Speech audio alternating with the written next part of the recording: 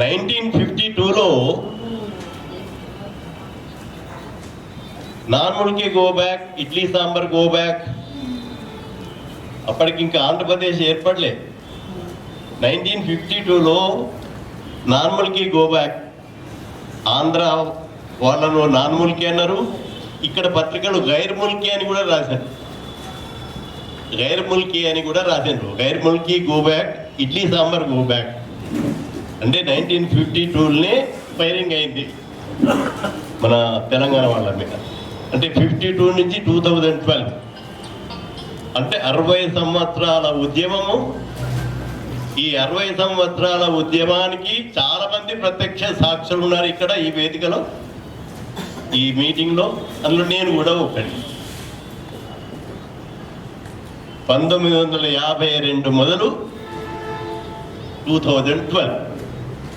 అయితే ఈ హైదరాబాద్కి ఎందుకు ఇంత ఈ దౌర్భాగ్య స్థితి పట్టింది అంటే, మన ఆంధ్ర పరిపాలకులకు ఇంపీరియలిస్ట్ మెంటాలిటీ అని పండిత్ నెహ్రూ అన్నాడు.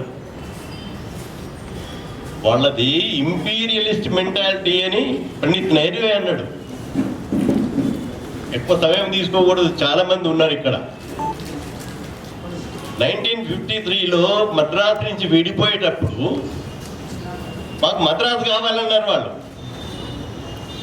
విచిత్రం చూడండి, ఇంటికి వచ్చి ఇల్లు కావాలి అన్నట్టు.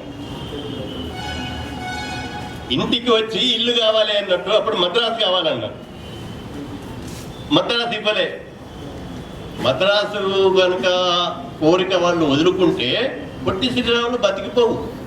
ఆంధ్ర రాష్ట్రం ఏర్పడు, పొట్టి శ్రీరాములు బతుకు.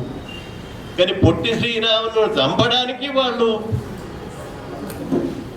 మద్రాసు ప్రాంతం కావాలి కావాలి కావాలని పట్టుబట్టి పొట్టి శ్రీరాములు చనిపోయిండు. పెద్ద ఉద్యమం వచ్చింది, ఆంధ్ర రాష్ట్రం ఏర్పడింది.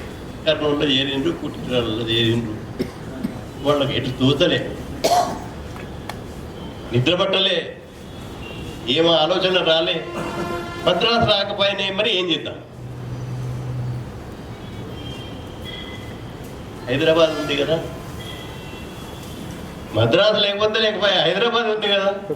ఎట్లన్నా చేసి హైదరాబాద్ను గమనించాలి.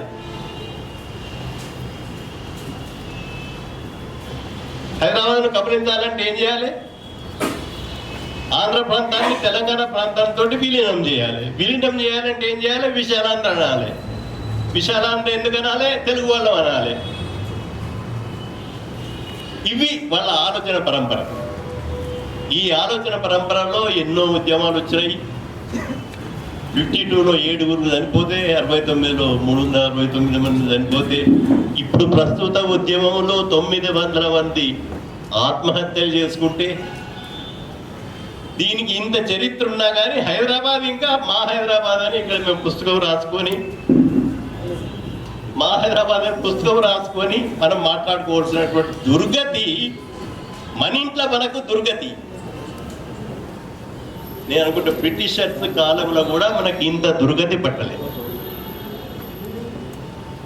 బ్రిటిషర్స్ కాలంలో కూడా మనకి ఇంత దుర్గతి పట్టలేదు.